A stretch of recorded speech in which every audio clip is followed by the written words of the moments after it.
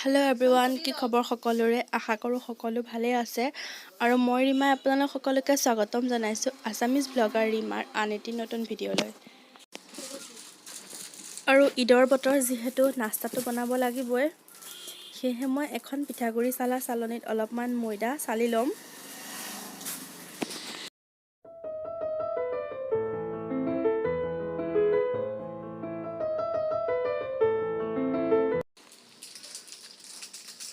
এক চামুচমান দিছোঁ মই নিমখ।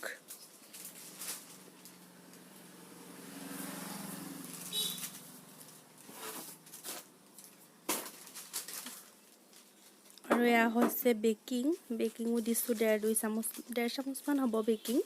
আৰু আচলতে মেইন কথাটো কি, মই আগতে এইবোৰ বনাই পোৱা নাই, নাজানো, সেয়েহে মায়ে মোক দি দিছে আৰু মই মানে খালি খচিছোঁ আৰু মঠিছোঁহে। আৰু এয়া কালজিৰা দিছোঁ ডেৰ চামুচমান কালজিৰা দিয়াৰ পিছত মই এতিয়া এইখিনি ভালদৰে মিহলাই ল'ম।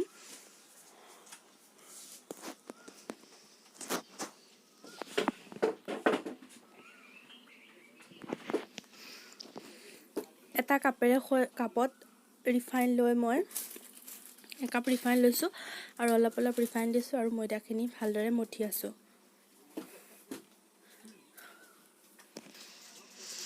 আচলতে ৰিফাইনৰ লগতে নিমকিটো ভাল হয় আৰু ৰিফাইন যিমান বেছি দিয়া যাব সিমানেই নিমকিটো খাবলৈ কোমল হয় আৰু মঠিবও লাগিব ভালদৰে। ইয়াৰ 1.5 কাপ ৰিফাইন দিয়াৰ পিছত মই ভালদৰে মঠি আছোঁ।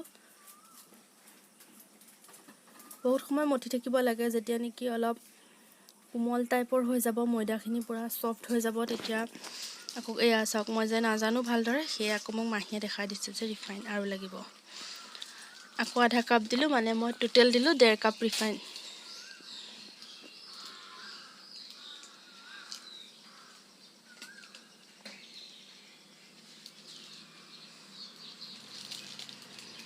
আৰু এতিয়া অলপমান গৰম পানী লৈ এইখিনি ভালদৰে আকৌ যেনেদৰে আমি আটাৰ ডো বনাওঁ ঠিক তেনেদৰে বনাই ল'ম। গৰম পানী মানে বেছি উতলা গৰমো নহয়, ঠিক কুহুমীয়া গৰমতকৈ অলপ গৰম দিছোঁ পানীটো।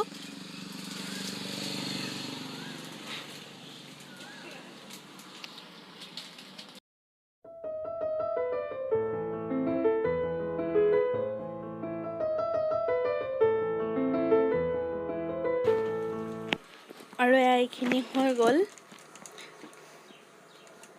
আৰু অলপমান সময়ৰ কাৰণে মই এইখিনি এখন কাঁহীৰ সৈতে ঢাকনা মাৰি থৈ দিছোঁ। 10-15 মিনিট হোৱাৰ পিছত এইখিনি মই যেনেদৰে আমি ৰুটি বনাবলৈ গোল গোল কৰি লওঁ, তেনেদৰে এইখিনিও কৰি লৈছোঁ।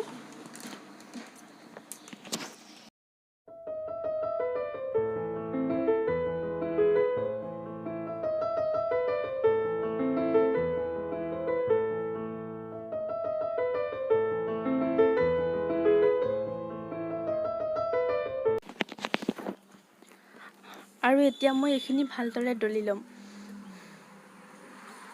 এটা কথা মন কৰিব, কিন্তু মই যেতিয়া ৰুটিটো দলিছোঁ তেতিয়া কিন্তু আটা বা ময়দা একোৱেই ব্যৱহাৰ কৰা নাই, কিয়নো যেতিয়া আমি আটা বা ময়দা ব্যৱহাৰ কৰোঁ দলিবলৈ সহজ হয়, কিন্তু যেতিয়া নেকি ৰিফাইনত নিমকিখিনি ভজা যায় তেতিয়া তাৰ গুৰিটো তলত পৰি পেলাই কেৰাহীৰ তলত পৰি ক'লা গেদ এটা হৈ যায়, যিটো নেকি নিমকিখিনি ভাজাত অলপ ক'লা হৈ যোৱাৰ চান্স থাকে। সেয়েহে মই ময়দা বা আটা একোৱেই ব্যৱহাৰ কৰা নাই।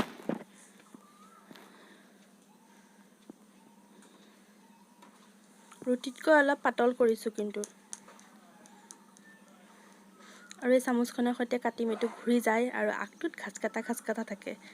সহজ হয় এইখনৰ সৈতে কাটিবলৈ।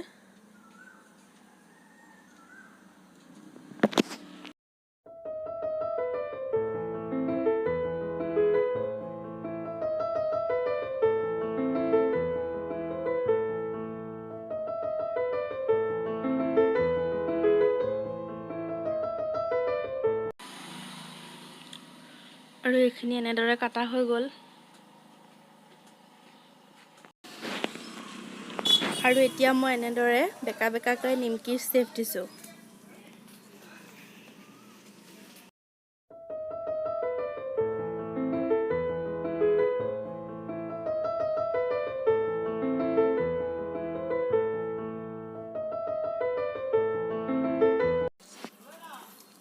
এইখিনি হৈ গ'ল, দেখিছেনে কি ধুনীয়া হৈছে। আৰু এখন ডলাত কাগজ পাৰি, পেপাৰ পাৰি, আৰু এইখিনি এনেদৰে আঁতৰাই থৈ ল'ম।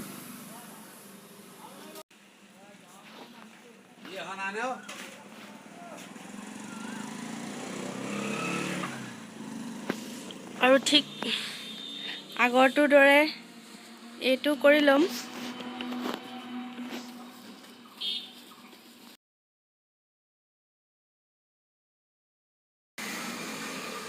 আৰু এইটো হৈ গ'ল।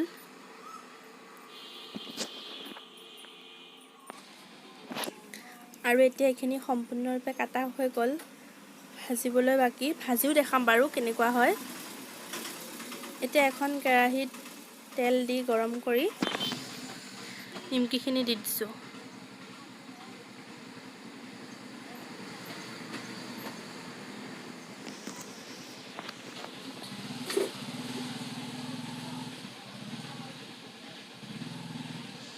আৰু নিমকিখিনি ভাজি কালাৰ উঠোঁতে নমাই থলোঁ। আৰু এয়া নিমকি হৈ গ'ল। বহুত কোমল হৈছে, খাবলৈ টেষ্টিও হৈছে। এটা ভাঙি দেখাইছোঁ, দেখিছে নহয় কিমান কোমল হৈছে। আৰু আপোনালোকে ইচ্ছা কৰিলে ক'লা নিমখো ব্যৱহাৰ কৰিব পাৰে। ক'লা নিমখ দিলেও খাই ভাল লাগে, কিন্তু ক'লা নিমখ দিব হ'লে প্ৰথমতে আমি আটাখিনি মঠোঁতে নিমখটো কম দিব লাগিব, আৰু এনেকৈ ভাজি হোৱাৰ পিছত ওপৰত ক'লা নিমখ ছটিয়াই দিলেই হ'ল। আৰু এয়া নিমকিও ৰেডি।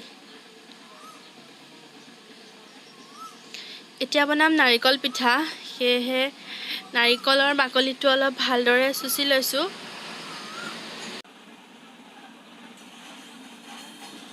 আৰু এয়া হৈ গ'ল নাৰিকলৰ বাকলি চুচি। নাৰিকলকেইটা বাৰু ভিতৰটো ভালেই ওলাইছে। আৰু এখন ৰুকনিৰে সৈতে নাৰিকলখিনি ভালদৰে ৰুকি লৈছোঁ।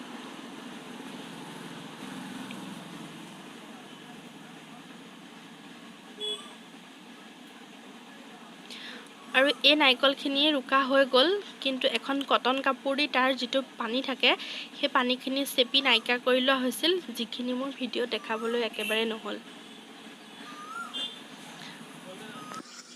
আৰু এতিয়া এখন কেৰাহীত অকণমান ৰিফাইন দি নাৰিকলখিনি দি দিছে, যাতে নাৰিকলখিনি কেৰাহীখনত লাগি নধৰে। আৰু এতিয়া প্ৰায় 3 কাপমান চেনি দিছে।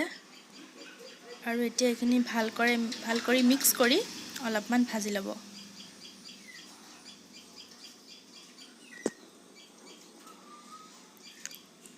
আৰু এয়া ভাজি লোৱা প্ৰায় হ'লেই, দেখিছেনে প্ৰথমতকৈ এতিয়া বহুতখিনিয়ে কমি গ'ল। এয়া হৈ গ'ল। মানে যিটো নাৰিকলৰ পানীৰ জিপজিপীয়া ভাৱটো নাইকিয়া হৈ যেতিয়া শুকান হৈ যায়, তেতিয়াই নাৰিকলখিনি ভাজা হৈ যায়। আৰু এতিয়া এইখিনি নাৰিকল পিঠা বনোৱা হ'ব, কিন্তু নাৰিকলৰ পিঠা বনাবলৈ যিটো ময়দাৰ ডো বনোৱা হৈছিল, সেইটো দেখুওৱা নহ'ল, কিয়নো মানে নিমকি যেনেকৈ মঠা হয় ঠিক একেই, কিন্তু ইয়াত খালি কালজিৰাহে ব্যৱহাৰ কৰা নাই। আৰু সৰু সৰুকৈ লাডু কৰি পুৰিৰ জোখত ৰুটিটো বেলি লোৱা হৈছে। বেলি লৈ এই খাফৰটোত এনেদৰে ভৰাই তাৰ মাজত নাৰিকল দি আকৌ এনেদৰে জাপ খুৱাই অলপ হেঁচি যিখিনি আমাৰ ৰুটি বাঢ়ি যায়, সেইখিনি আঁতৰাই দিয়া হৈছে।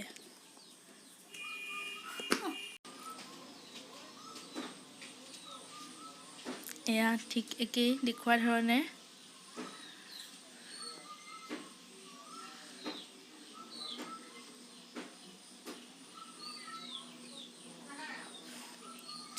আচলতে এইটো পিঠা বনাবলৈ বহুত সময় লাগে, কিয়নো এইবিলাক যে আকৌ ছাইডত ওলাই যায়।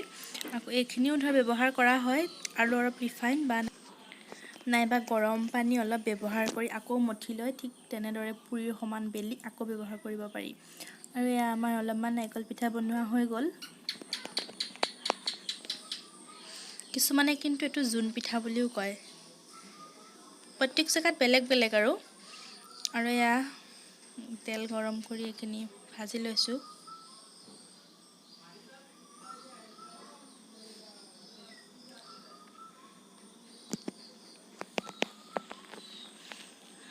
খুব ভালদৰে ফুলিছে, আপোনালোকে মন কৰিছেনে? খুব ভালদৰে ফুলিছে। কিন্তু এইটো পিঠা দলোতেও কিন্তু ময়দা বা আটা একেবাৰে ব্যৱহাৰ কৰা নাই। আৰু যেতিয়া কালাৰ আহিছে, এইখিনি উঠাই দিয়া হ'ব। আৰু এয়া হৈ গ'ল ভাজি, এইখিনিও উঠাই দিলে যিহেতু। তেন্তে হ'লে আজিৰ ভিডিঅ'টো এয়াই আছিলে, কেনেদৰে নাস্তা বনাইছোঁ আমি তাকে দেখালোঁ। যদিহে মোৰ ভিডিঅ'টো চাই ভাল পাইছে তেন্তে হ'লে প্লিজ লাইক কৰিব, কমেণ্ট কৰিব, আৰু যদি চেনেলটো ছাবস্ক্ৰাইব কৰা নাই তেন্তে হ'লে ছাবস্ক্ৰাইব কৰিব। তেন্তে হ'লে আজিলৈ আহিছোঁ, বাই বাই।